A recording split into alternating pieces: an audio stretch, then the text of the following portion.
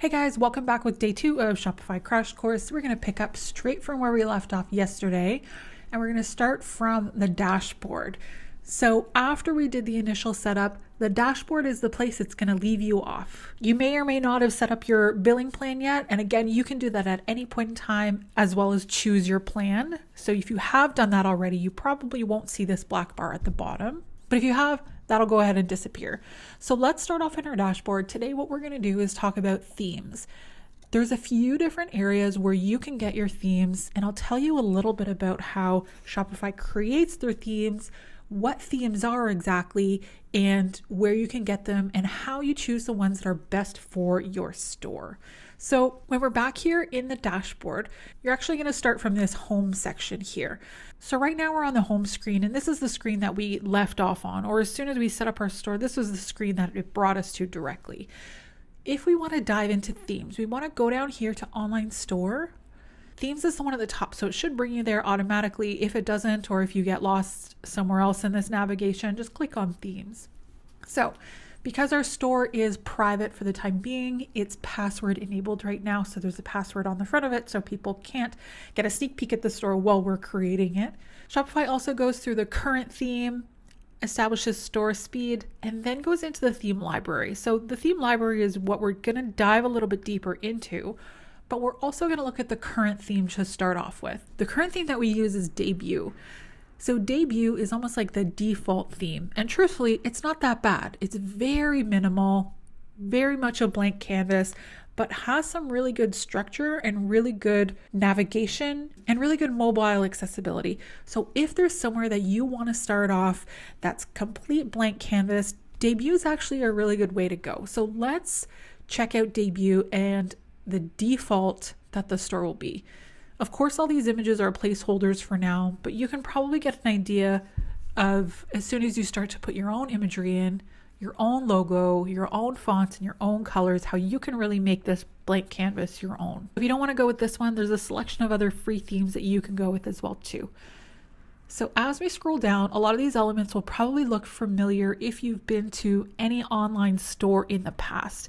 We've got a big hero banner image, the navigation logo at the top, along with the little cart icon, some featured image here, usually some about text or a featured product, a few featured products, collection, all the items in the collection, some testimonials, and then our Instagram feed along the bottom here as well too.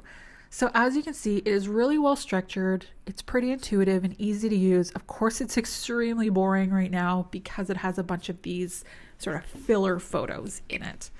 So Debut is definitely a theme that you can use, but I'm going to show you some other options as well too.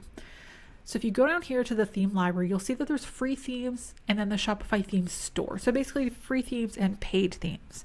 There's one other site that I wanted to add on to these as well, which is a site called Out of the Sandbox. So this is a really reputable company that specializes in creating high quality and premium Shopify themes. So if you're looking for paid themes, you can include Out of the Sandbox in your search for paid themes as well too. So just going back to the dashboard, what's the difference between them? Where do they get the themes from? And I go through all those questions for you. So if anyone's worked with WordPress or any other platforms, it can be a little overwhelming, all of the themes that exist out there. Also, for open source programs like WordPress, people can create their own themes and make them for sale, and there's no regulation around that. The good thing about Shopify is any themes that exist on the Shopify marketplace are highly regulated, and they go through a rigorous quality control process when they're submitted to the theme marketplace. So we know that there's no malicious code and that the themes are made to a standard of quality. So you can expect, if you go into the Shopify store, whether it's free or paid themes, that you are still getting a good quality theme. That's why I would be leery about most outside places and try to stick to the Shopify marketplace because they have full quality control over the themes that exist in there. I have personal experience with Out of the Sandbox, so I know that they also make really good quality themes and are an extremely reputable company. So as far as outside sources, this is one that I can stand behind as well too. So let's check out some free themes. when you start to look through themes, there's a few things that you want to consider. So you want to consider, first of all, the aesthetics of the theme.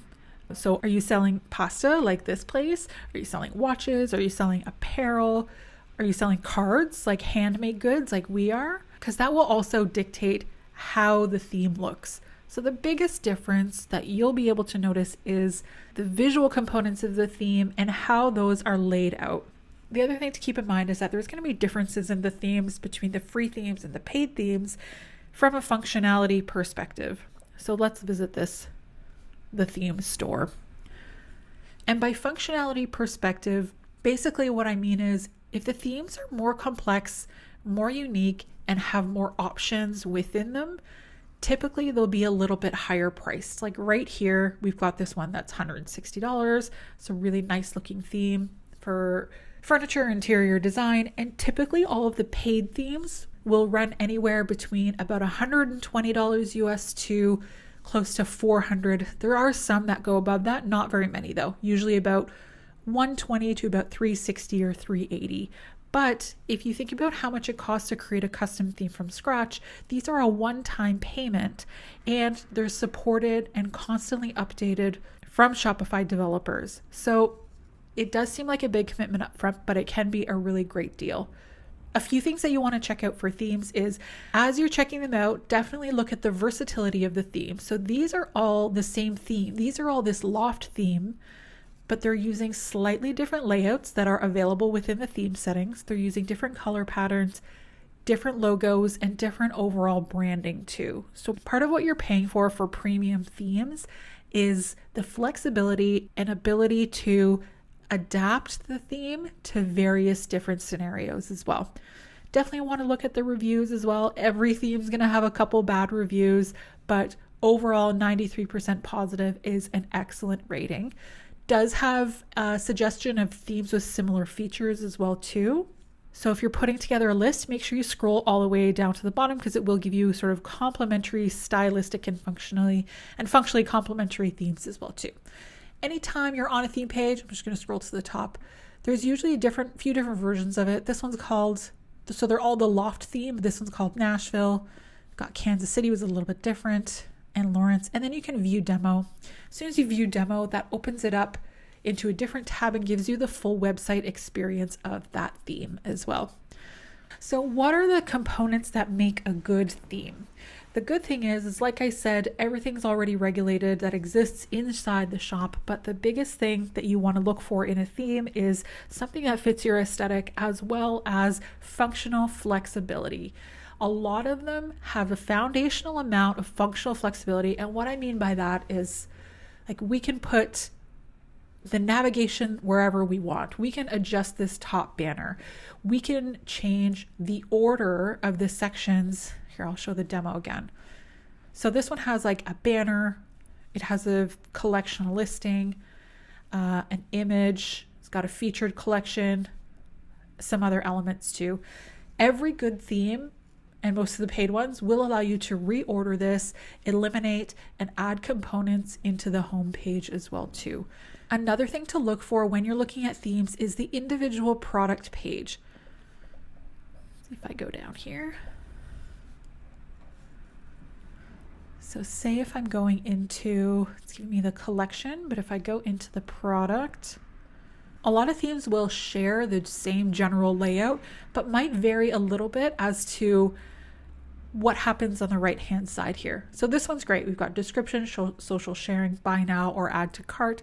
Of course, because it's shoes, we have different sizes, and I'm sure you could most likely add different colors or styles underneath that as well too. So this might be a format that you'll need to look at. You'll see that all of these sizes are side by side instead of a big drop down to select your size. This is really effective for clothing and shoes. As soon as there's one that's sold out, it'll sort of be grayed out and not accessible. So these are the small little things that you want to pay attention to when you're selecting a theme. You want to really know your product and know the variations of that product, as well as pay attention to the possible marketing areas like this top banner here. It's a really great feature to have as an option on any theme. And any paid one, and most of the free ones, actually, you will have the ability to select the sections that show up on the front page. As far as showing collections and as far as showing individual products, there'll be some small variations, and that's probably where you want to make your decisions. But the overall functionality, like the cart and the functionality of the checkout, is going to be exactly the same for all of the themes. So for the themes, you're really looking for an aesthetic and a user experience that fits what you want. Definitely put in the time to research the themes, make a short list, 5 to 7 ones that you love, go back and visit your product, and then come back to the themes to see what details best complement your product. I hope that helps. Thanks so much, guys. I'm going to include all of these links as well as my top 5 favorite, both free and paid themes just below the video as well. So we will see you next week with products and collections.